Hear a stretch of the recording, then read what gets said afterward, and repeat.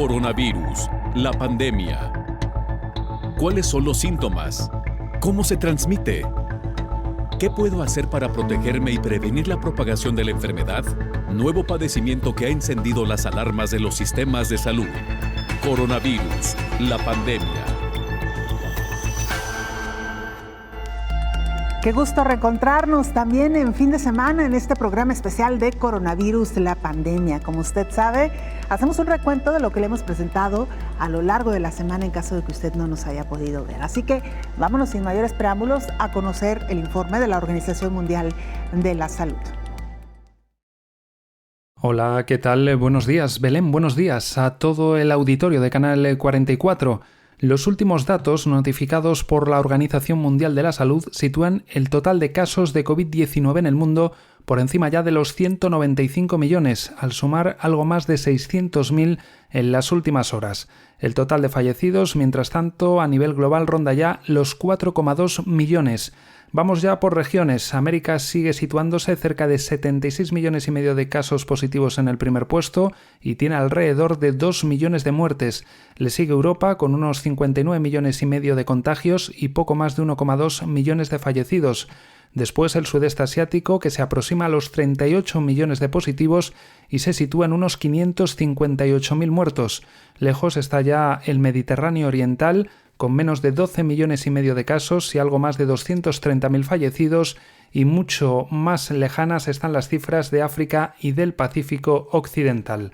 En cuanto al ranking de países, sigue encabezado por Estados Unidos con 34,4 millones de casos.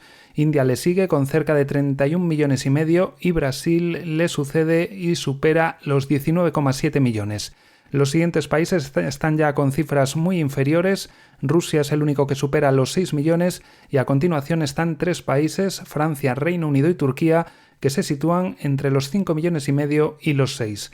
En cuanto a número de fallecidos, Estados Unidos sobrepasa ya los 600.000, Brasil los 550.000, India se aproxima a los 425.000 y México le sigue con casi 240.000. Y en cuanto a los datos de vacunación, ya se han administrado en el mundo más de 3.800 millones de dosis. Reportó desde Europa Pablo Gómez para el programa Coronavirus la pandemia. Científicos analizan la pérdida auditiva en pacientes que han padecido la enfermedad COVID-19. La COVID-19 afecta a todo el aparato humano. Las repercusiones en algunos casos son fatales y en otros deja una agonía permanente que van descifrando los científicos en salud en sus diversas modalidades de estudio. El programa Coronavirus la pandemia, desde hace 512 programas, ha dado cuenta de cada daño que genera y ha ocasionado. Entre estos, los problemas auditivos que hoy de nuevo se tocará a lo largo del programa. Especialistas en salud auditiva exhortan a la población que se haya contagiado del virus SARS-CoV-2 realizarse un chequeo general y en particular si han notado que dejan de escuchar de manera súbita o presentan un zumbido en sus oídos. Un estudio publicado por el Sistema de Estimulación Neuroauditiva muestra la presencia de síntomas como la pérdida del gusto, el olfato, sequedad en la boca y ojos, y en algunos casos se ha detectado molestias auditivas que se convierten en empeoramiento de la pérdida en un 40% de pacientes con este tipo de problema, y la aparición de ruidos en la cabeza, zumbidos, en un 20%. De ahí el llamado a quienes ya se recuperaron, revisar si tienen problemas de audición y que en caso de tener alguna dificultad para escuchar, consideren las señales como dificultad para comprender palabras, en especial cuando hay ruido de fondo en una multitud. Pedir a los demás que hablen más lento, con mayor claridad y más alto, o que repitan lo que dijeron, y subir el volumen de la televisión o de la radio. La organización MedEl México señala que en un estudio realizado por la Asociación de Otorrinolaringólogos de India, país más afectado por la pandemia, para evaluar el perfil audiológico de 100 casos de leves a moderados de personas afectadas por COVID-19, se revela que los trastornos otológicos se hacen más evidentes cada día, porque 31 de los 100 tenían molestias en el oído. En un 39%, la más común fue tinnitus, y en un 10%, el menos manifestando fue vértigo. De hecho, la pérdida de oído neurosensorial estaba presente en 53 pacientes y 11 tenían síntomas de pérdida de audición, mientras que 42 no informaron ninguna dificultad de la audición como síntoma. En general, la pérdida de audición neurosensorial estaba presente en las personas que recibieron medicamento antiviral en su tratamiento.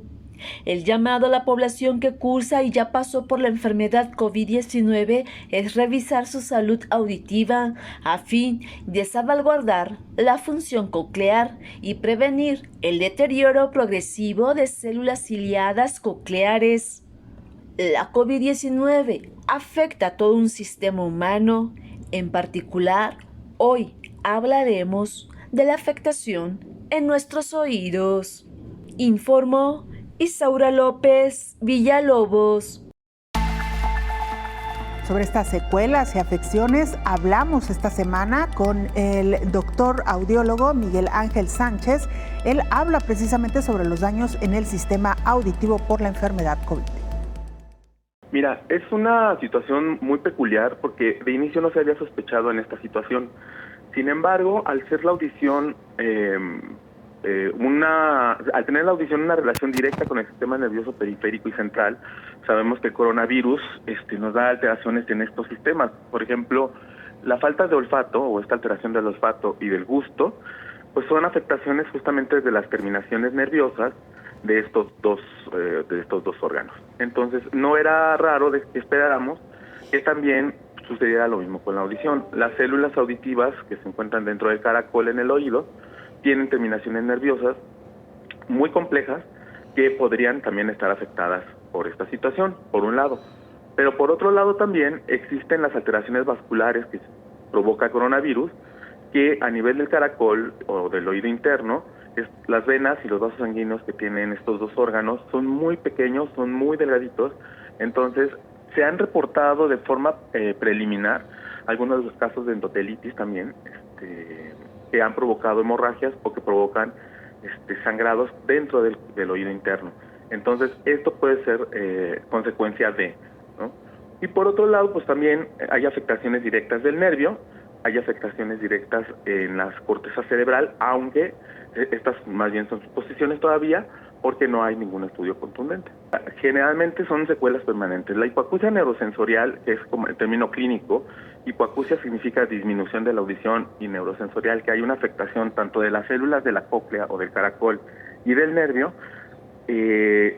Una vez que se dañan, no hay forma de que se reparen, ¿no? De ahí que la sordera, que comúnmente tenemos fuera del contexto de coronavirus, pues no se puede tratar con medicamentos, no se puede tratar con cirugías, en algunos casos, porque están dañadas las células. Entonces, en esta situación, los que se han corroborado que son lesiones secundarias a coronavirus, sí quedan con un daño permanente. En algunos casos se han reportado mejoras, pero no una recuperación total de la audición. Hay que esperar la historia natural de la enfermedad, ¿no? Al igual que en el caso del gusto y del olfato, se va recuperando poco a poco, aunque hay pacientes que han reportado que no recuperan al 100% ni el gusto ni el olfato, o algunos que recuperan parcialmente el olfato y totalmente el gusto y combinaciones parecidas. En el caso de la audición se está dando también esta situación, por lo tanto todavía no tenemos como la certeza total de cuál es la evolución o hasta dónde van a ser los impactos en el caso de la infección auditiva por coronavirus. Bueno, los auxiliares auditivos, que es el término correcto de los aparatos o el famoso chicharito, como lo conocen la mayor parte de las personas, los auxiliares auditivos hay de diferentes tipos. Hay los que amplifican sonido a través de la modificación de este mismo, de tal forma que podamos darle la ganancia o darle la solución auditiva a los pacientes. Y existen los que se pueden poner quirúrgicamente, como los implantes cocleares o los implantes de oído medio, que se conocen, que funcionan para otro tipo de sorderas, particularmente para el caso de coronavirus, donde tenemos pérdidas auditivas neurosensoriales que pueden ser desde moderadas, severas o profundas. Lo ideal será considerar qué tipo de auxiliar es el correcto. Y te comento esto porque lamentablemente en nuestro país los auxiliares auditivos han sido por mucho tiempo vendidos un poco como objetos de uso cotidiano, por ejemplo, como los zapatos o como la ropa. Sin embargo, un auxiliar auditivo tiene indicaciones muy precisas de intervención. Los auxiliares auditivos ahora son pequeñas computadoras que tienen microprocesadores en los cuales podemos nosotros modificar la señal de sonido para darle el beneficio de una audición natural o lo más cercano a la natural a los pacientes. Y en el caso de los implantes cocleares, estos son dispositivos electrónicos muy sofisticados en el cual se puede colocar un electrodo dentro del caracol y este electrodo manda señales eléctricas para no se recupera la audición, pero el dispositivo hace todo lo posible para que esta persona recupere la audición a través del dispositivo. Sé que puede sonar un poco enredoso, pero el asunto es que cuando tenemos pérdidas muy profundas o muy severas, donde el paciente ya no tiene un beneficio del uso del aparatito común, conocemos que amplifica sonido, el implante coclear es una opción. Por eso es muy importante tener un diagnóstico eficaz, efectivo. Aquí en nuestro país la gran ventaja que tenemos es que los audiólogos somos médicos especialistas, al igual que el ginecólogo, el otorrinolaringólogo, el pediatra, somos médicos especialistas que nos encargamos justamente no solamente de hacer el diagnóstico, sino de ver todo el proceso de rehabilitación de las situaciones auditivas. Por ejemplo, ahorita comentábamos también el asunto del zumbido o del acúfeno. El zumbido del acúfeno no es propiamente una enfermedad, sino es un síntoma. Y de ahí la importancia de tener un diagnóstico adecuado para poder encontrar el origen de este sonido tan molesto para muchos pacientes. Y afortunadamente ahora se cuenta, gracias a estos procesadores que son los auxiliares auditivos, con herramientas que pueden ayudar también para disminuir esta molestia, porque es muy, muy, muy molesto. ¿Se conoce como tinnitus, doctor? Sí, es que el término en inglés es tinnitus, el término en español correcto sería acúfeno, pero pues tinnitus, acúfeno o zumbido es realmente, clínicamente es la misma situación. Hacemos una pausa muy breve, regresamos con más.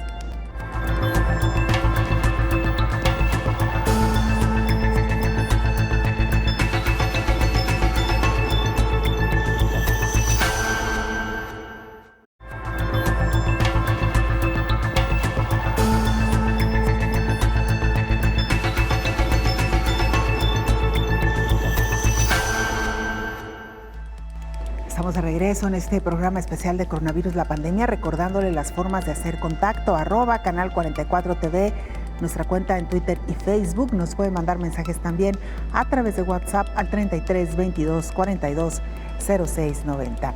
En la India identifican daños auditivos en pacientes con COVID-19. Un estudio publicado por el Sistema de Estimulación Neuroauditiva, SENA, agregó un síntoma más por la COVID. Además de síntomas como la pérdida del gusto, el olfato, sequedad en la boca y ojos. En algunos casos, se han detectado molestias auditivas, como la presencia de zumbidos. Estas se convierten en empeoramiento de la pérdida de la audición de un 40% de pacientes con este tipo de problema. La Asociación de Otorrinolaringología de la India publicó un estudio en donde evaluó el perfil audiológico de 100 casos de leves a moderados de personas afectadas por COVID-19. En él se reveló que los trastornos otológicos o de audición se hicieron más evidentes cada día porque 31 de los 100 tenían molestias en el oído. En un 39% las más comunes fue tinnitus, es decir, zumbidos, y en un 10% manifestó al menos vértigo. Los expertos observaron que la pérdida de oído neurosensorial estaba presente en 53 pacientes y 11 tenían síntomas de pérdida de audición, mientras que 42 no presentaron ninguna dificultad de la audición como síntoma. En general, encontraron los investigadores que la pérdida de audición neurosensorial estaba presente en las personas que recibieron medicamento antiviral en su tratamiento. El tinnitus o zumbido puede presentarse también como un sonido como del agua o viento al interior del oído. Otro estudio realizado por un grupo de investigadores de la Universidad de Manchester en el Reino Unido reportó la presencia de hipoacusia o sordera en un 7.6%, tinnitus en un 14.8% y vértigo 7.2% en personas que habían tenido COVID-19, informó Rocío López Fonseca. Ante esta tercera ola de pandemia y sobre todo ante lo intempestivo del crecimiento en el número de casos, el infectólogo Héctor Raúl Pérez Gómez reflexionó esta semana sobre esta nueva tercera ola.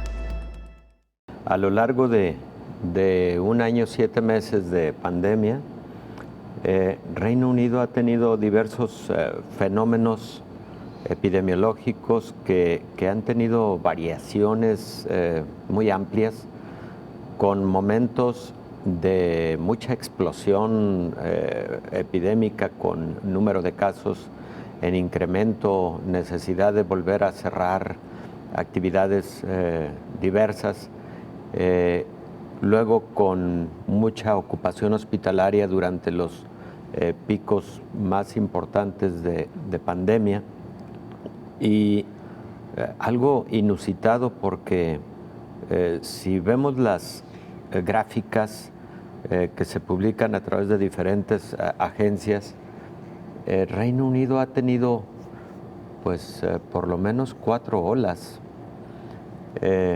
4 olas que los han llevado a tomar decisiones, por lo menos en 2 momentos, de regresar a las actividades escolares a través de plataforma, cuando habían iniciado actividades presenciales, y el cierre de negocios en varios momentos, precisamente por ese comportamiento. Luego recordarás, Belén, que al principio dio la impresión de que Reino Unido estaba apostando a la modalidad de inmunidad de rebaño adquirida de forma natural, pensando que se trataba de una enfermedad con baja letalidad.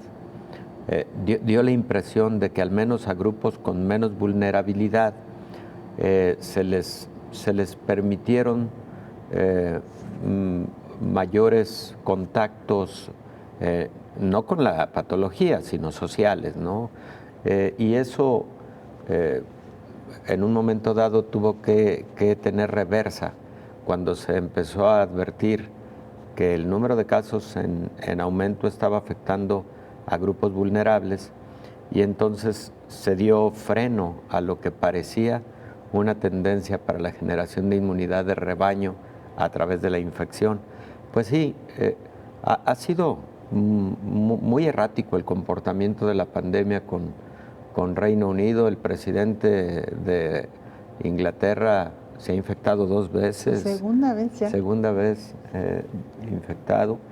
Y todo eso, bueno, habla de que posiblemente no han emprendido medidas uniformes con detección oportuna de brotes en diferentes áreas que les permitan actuar anticipadamente. Bueno, esa impresión da a la distancia.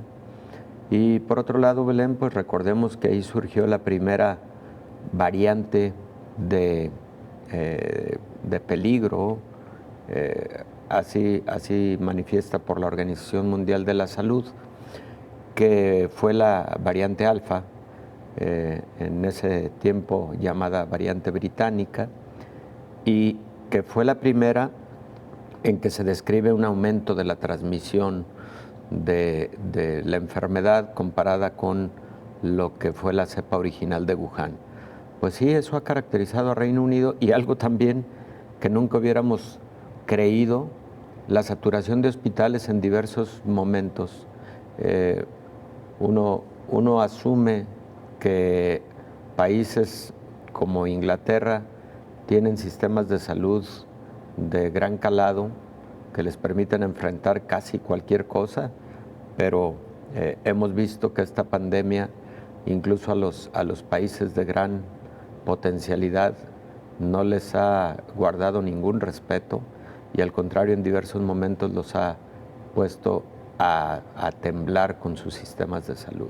Pero es muy relevante el tema.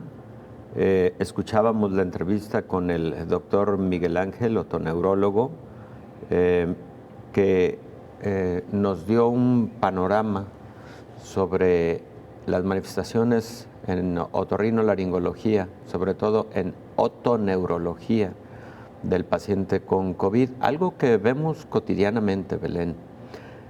Mira, los pacientes con COVID tienen afectación a diferentes órganos y tejidos en donde existen terminales nerviosas, en donde existen neuronas, tejido neuronal. Entonces, el oído como tal es uno de los sentidos con más terminales nerviosas y particularmente con organelos muy finos que durante el COVID-19 pueden sufrir procesos inflamatorios y entonces llevar a esta sintomatología, por ejemplo, de acúfenos o tinnitus, que es esa sensación de un zumbido que puede ser persistente. Algo que vemos con más frecuencia, Belén, son estados de vértigo persistentes, en donde al estudiar el motivo del vértigo, nos encontramos que es un vértigo de origen laberíntico.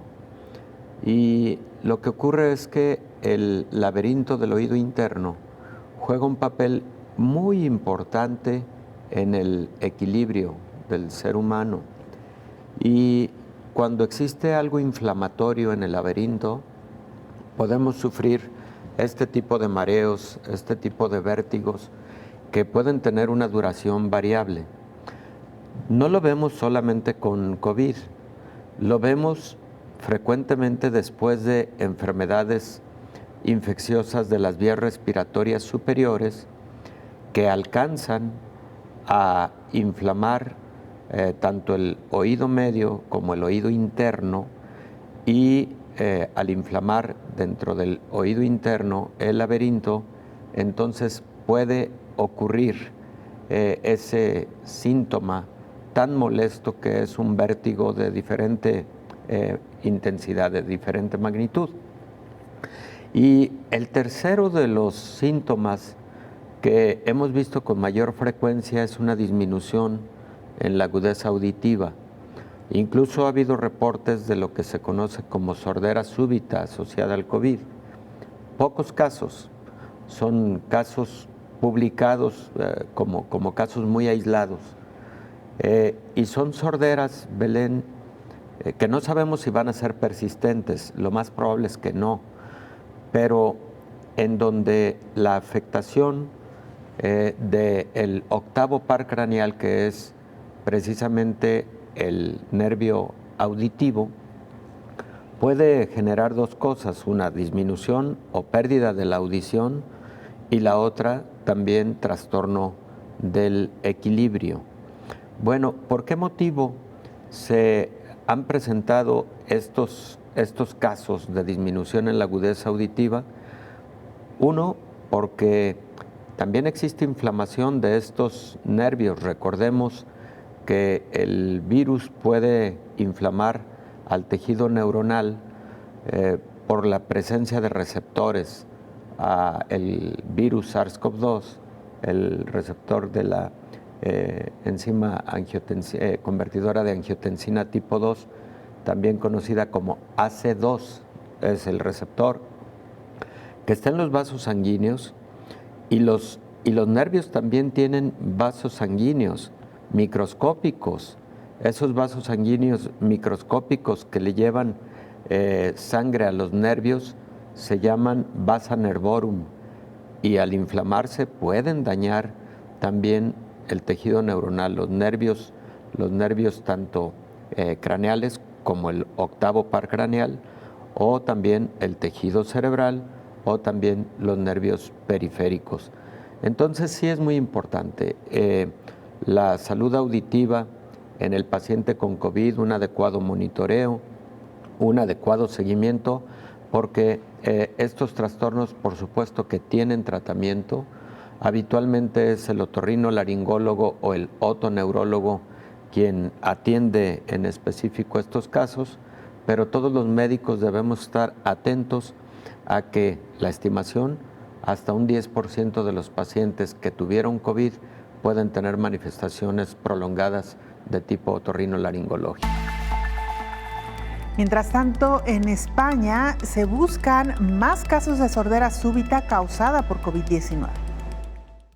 Miembros de la Sociedad Española de Otorrinolaringología y Cirugía de Cabeza y Cuello concluyeron que la sordera súbita podría ser una complicación excepcional del COVID-19 por el daño que puede provocar el virus SARS-CoV-2 sobre el nervio auditivo. Es una de las conclusiones derivadas de una revisión bibliográfica que realizaron los integrantes de esta asociación.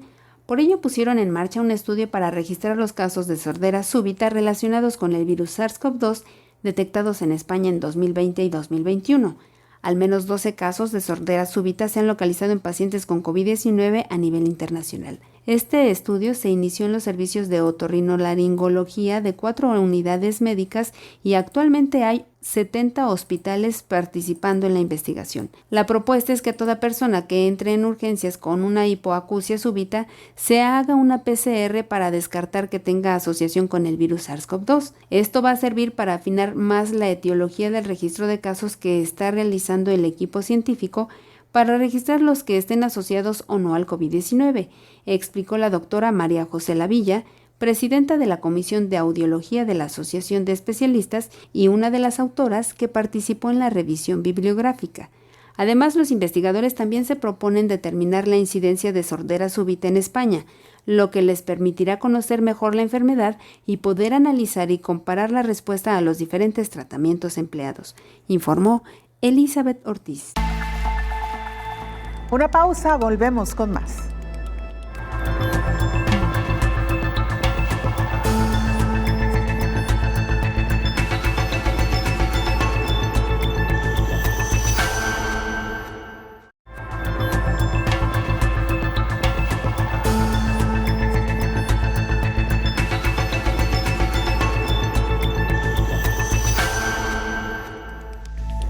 La prestigiosa Clínica Mayo estudia la relación de COVID-19 y la función cardíaca. El director del Departamento de Cardiología en Mayo Clinic, el doctor Leslie Cooper, explicó que a lo largo de este año y medio de la aparición de la COVID, se ha descubierto cómo la función cardíaca puede disminuir durante una infección severa por SARS-CoV-2, pero esa disminución a veces es consecuencia de la respuesta inflamatoria sistémica a la infección y ocasionalmente en algunos se debe a una infección viral directa en el corazón. A decir del documento publicado por el Servicio de Cardio del hospital, predominan 2 problemas cardíacos relacionados con la COVID-19.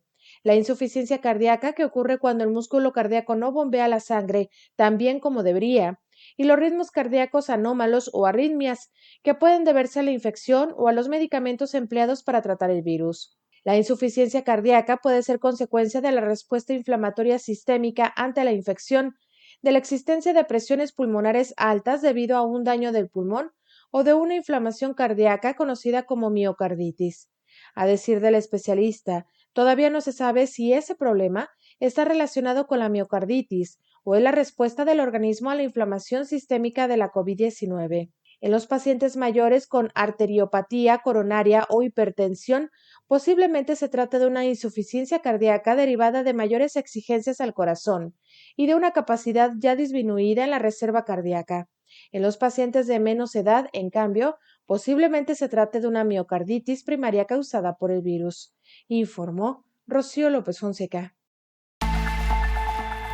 Le presentamos el extracto de esta entrevista que sostuvimos esta semana con la directora médica de cardio renal y metabólico en el laboratorio farmacéutico Novartis.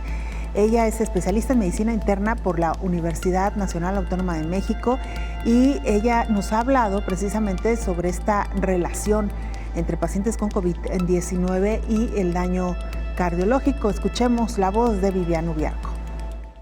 Es que la infección por la COVID-19 causada por el virus SARS-CoV-2 puede generar daño miocárdico principalmente en aquellos pacientes que hoy ya tienen factores de riesgo preexistentes, por ejemplo, personas de edad avanzada, personas con obesidad, personas con enfermedad cardiovascular preexistente, puede ser hipertensión, dislipidemia, diabetes mellitus, o pacientes que ya han tenido infarto agudo al miocardio. Sabemos que cuando el SARS-CoV-2 tiene contacto con una persona que tiene estos factores de riesgo, tiene mucho más probabilidad de generar inflamación o daño miocárdico debido a hipoxia o inflamación directamente en el corazón. Y otras veces porque se interrumpe el flujo de sangre que llega directamente al corazón. Y las complicaciones que lleva entonces este virus en el corazón pueden ser diferentes en cuanto a síntomas y diferentes en cuanto a consecuencias. Puede ir desde una inflamación que se conoce como miocarditis y da síntomas agudos, síntomas en donde el paciente puede tener fatiga, cansancio, va al médico y se le diagnostica una miocarditis.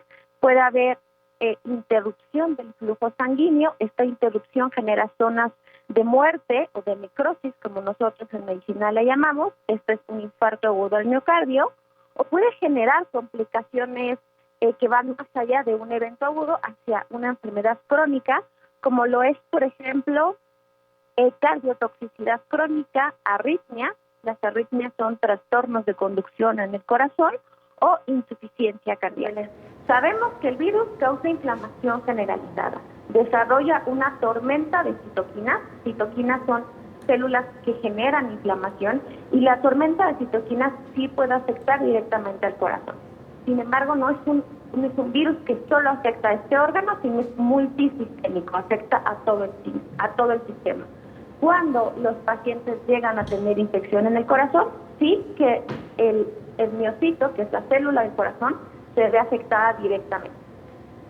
Claro. Doctora, nos han preguntado en diferentes ocasiones a través de nuestras cuentas en redes sociales y también a través de WhatsApp, por qué las vacunas, algunas vacunas, están provocando también reacciones en el corazón como miocarditis. ¿Qué sabemos sobre esto, doctora? Mira, los eventos adversos que más se han presentado con la mayoría de las vacunas, y estoy hablando de forma generalizada, ha sido fiebre, inflamación generalizada, y a veces puede presentar en menos del 0.01%, o sea, es muy baja la frecuencia, afecciones cardiovasculares. Y esto es porque al final tenemos un adenovirus o un RNA del propio virus, y estos generan pues una inflamación sistémica también. Sin embargo, los eventos adversos de las vacunas son menos del 0.1% cuando son graves, y los otros síntomas son como cualquier otra vacuna: fiebre, cansancio. En algunos pacientes pueden presentar síntomas como una gripe, como tener un tipo de gripe con un poco de rinorrea, que es salida de moco nasal, pero son síntomas leves. Síntomas graves y menos del 0.1%, y esto quiere decir que es mejor tener la vacuna que no tenerla.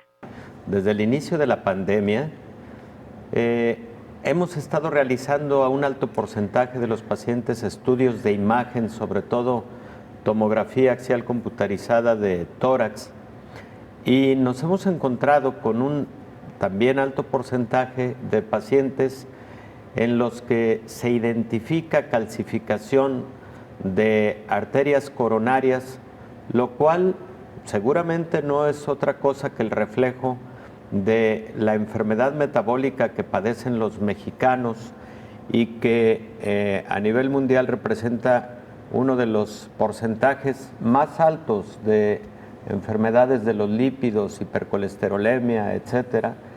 Y en ese sentido, me parece que es interesante identificar a partir de esta pandemia cómo es que se ha puesto de manifiesto la enfermedad coronaria como un hallazgo incidental en los estudios de imagen que ameritan entonces ir más allá, probablemente con angiotomografías, etcétera. Lo comento porque en población adulta, mayores de 40 años de edad, creo que este fenómeno lo vamos a estar viendo en esta tercera ola también.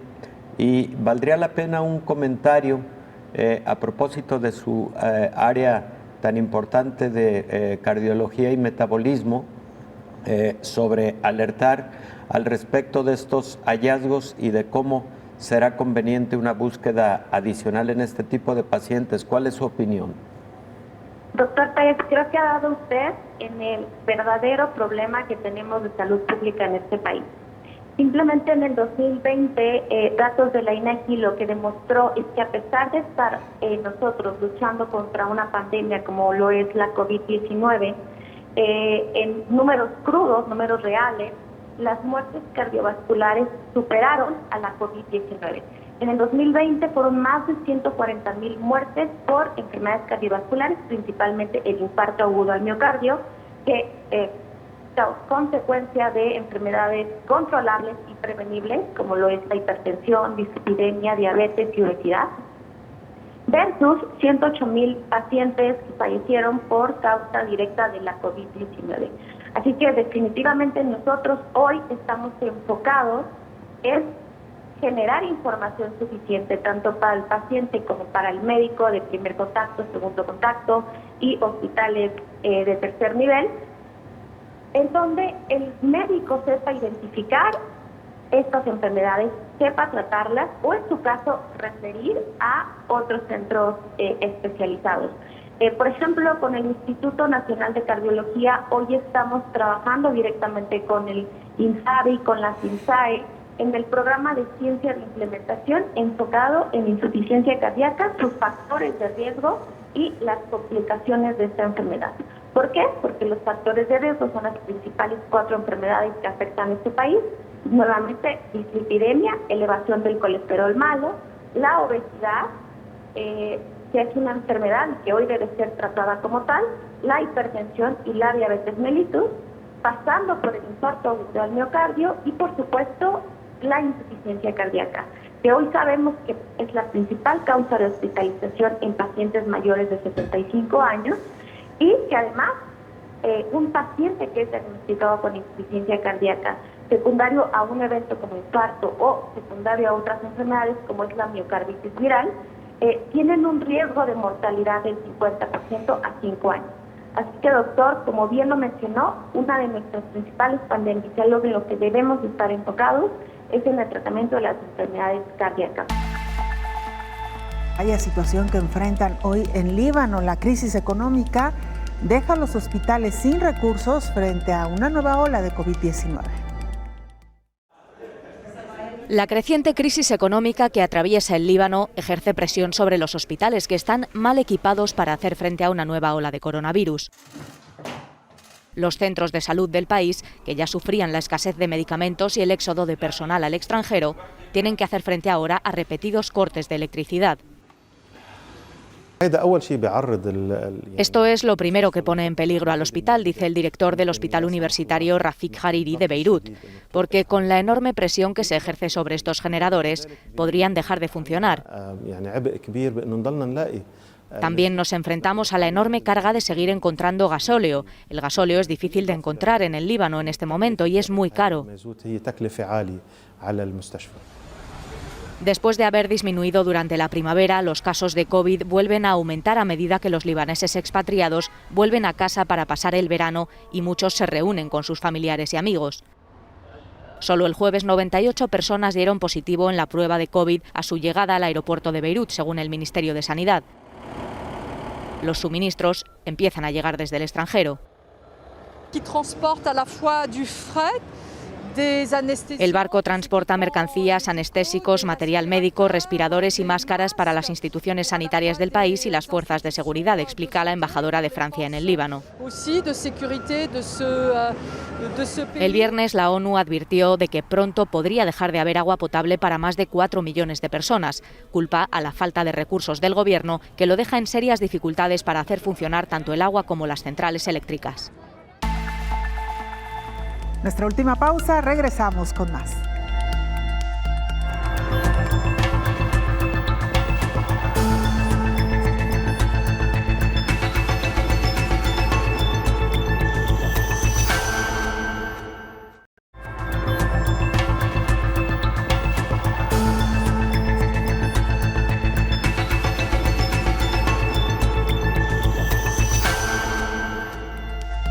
Vaya dato que nos presenta nuestra compañera Elizabeth Ortiz. La enfermedad cardíaca sigue matando más gente que incluso COVID-19.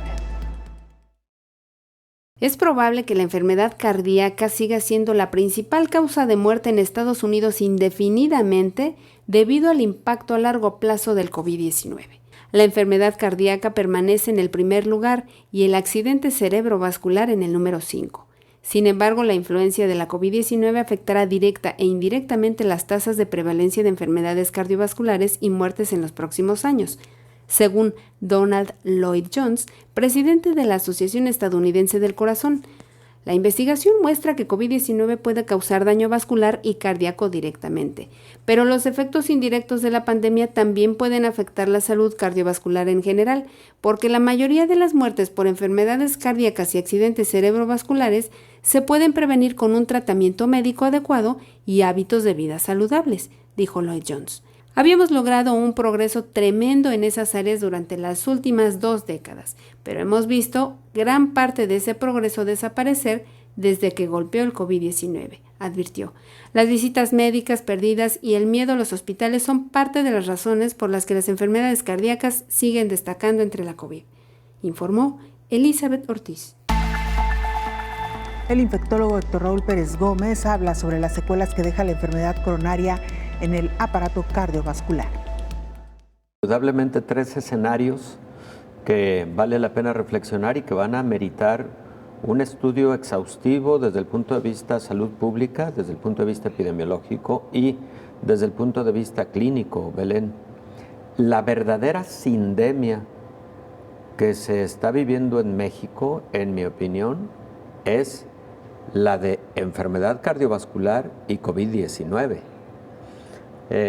Y recordemos lo que es una sindemia, es la conjunción de 2 patologías que están generando un alto impacto a la salud pública en un territorio, en una región o en el mundo entero. Hubo momentos en que hablábamos de la sindemia, por ejemplo, de COVID-19 y dengue, la sindemia de COVID-19 e influenza, etcétera, ¿no? No. Esta es una verdadera sindemia.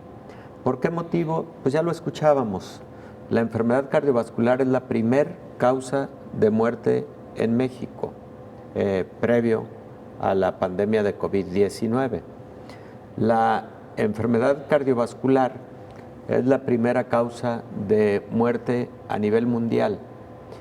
Y al tener entonces estas patologías con tan alta prevalencia, sobre todo en las poblaciones por arriba de los 60 años de edad, y al tener COVID-19 como una enfermedad hiperinflamatoria que afecta sobre todo al tejido pulmonar, pero también al aparato cardiovascular, vasos sanguíneos, corazón, como lo hemos dicho en tantos momentos en esta mesa, pues tenemos como resultado una mayor letalidad en aquellas personas que tienen ambas patologías o que tienen como patología de base una enfermedad cardiovascular, pero también, decíamos, otro de los escenarios, y lo escuchábamos con la nota de Elizabeth Ortiz, que muchas personas sin enfermedad cardiovascular previa podrán tener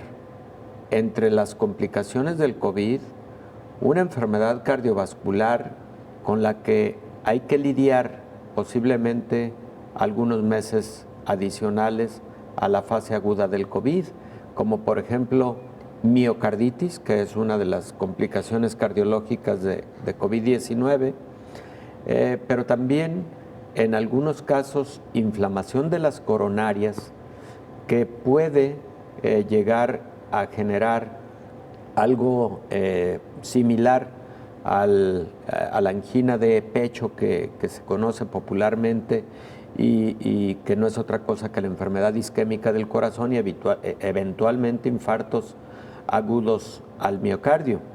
Entonces, esos escenarios, Belén, tenemos que estar preparados para enfrentarlos en el futuro. En este momento tenemos el tsunami que representa el COVID-19 en todo el mundo. pero una vez que pase este lamentable tsunami que nos ha afectado tan importantemente, lo que viene es la detección y el manejo de complicaciones a mediano y largo plazo que haya dejado COVID-19 o como secuelas que haya dejado COVID-19. Y por último, lo que yo comentaba con nuestra entrevistada hace algunos momentos, el COVID ha desenmascarado muchas enfermedades que no se habían advertido en determinados pacientes. Por ejemplo, la propia enfermedad cardiológica. Pacientes asintomáticos siempre, que nunca habían tenido ninguna manifestación de enfermedad cardiológica, presentan COVID, les haces un estudio de imagen, te encuentras con que existe calcificación de alguna de las coronarias, y cuando las coronarias son las arterias que le llevan sangre al músculo cardíaco, y cuando vas allá con estudios adicionales te encuentras que alguna de estas coronarias está parcialmente obstruida o casi completamente obstruida,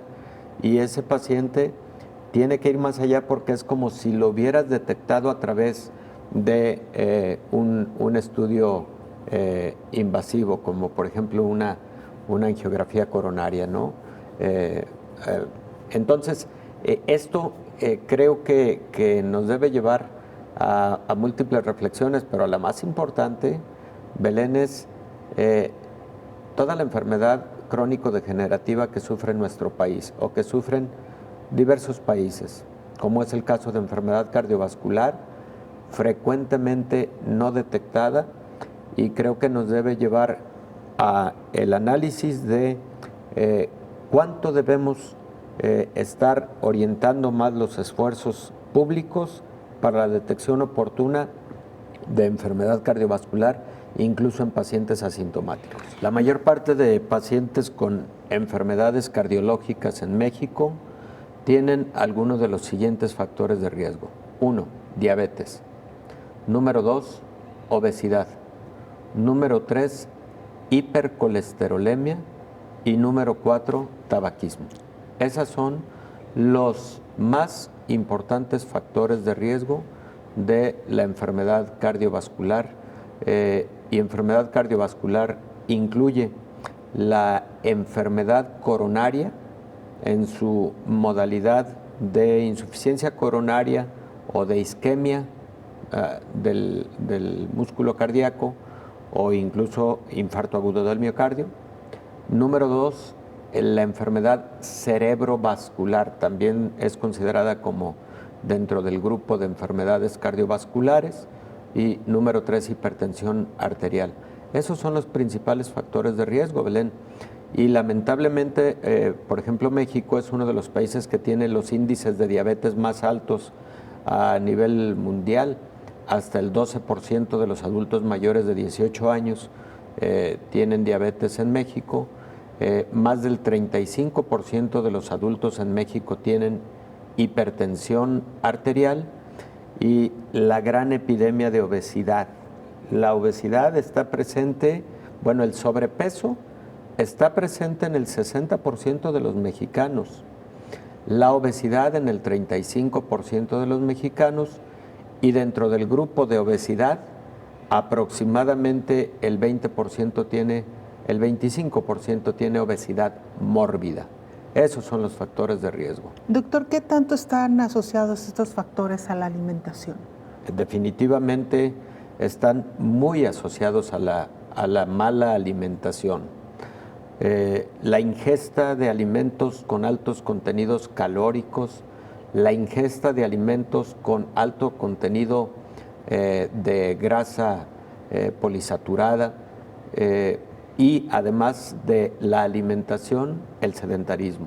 Ese es otro de los factores que sufrimos los mexicanos y que son parte de lo que tenemos que resolver para ir hacia lo que conocemos como hábitos de vida saludables, ¿no? Antes de despedirnos, vayamos a Alemania para que nuestro compañero Javier Alonso nos ponga al tanto de lo que ocurre ahí, en este país. Hola, ¿qué tal? Buenos días, Belén. Buenos días a todo el auditorio de Canal 44.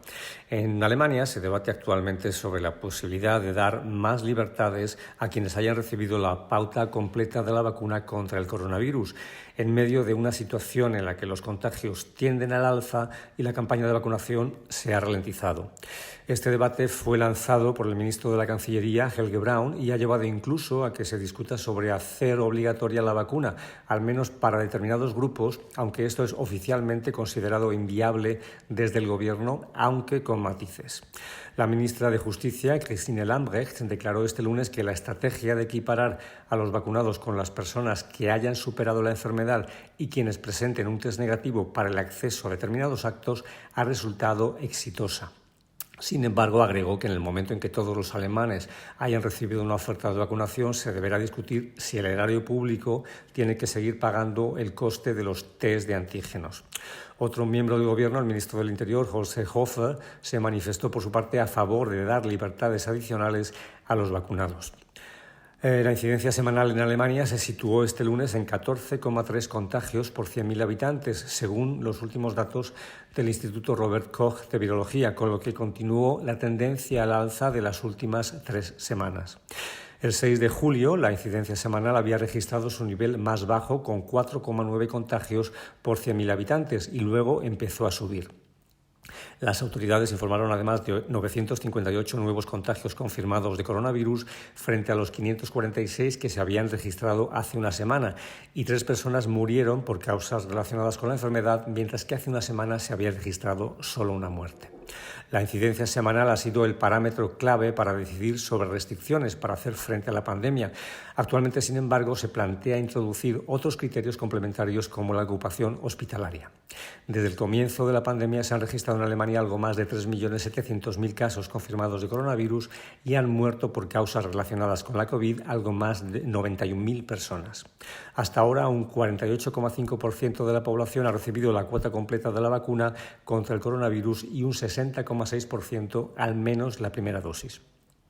En Alemania, a diferencia de lo que ocurre en otros países europeos como Francia e Italia, de momento no hay un movimiento amplio de rechazo de las vacunas, aunque sí se confirmó ya desde casi el comienzo de la campaña la resistencia de muchas personas a recibir dosis de AstraZeneca tras las informaciones de casos con efectos secundarios adversos con ese preparado.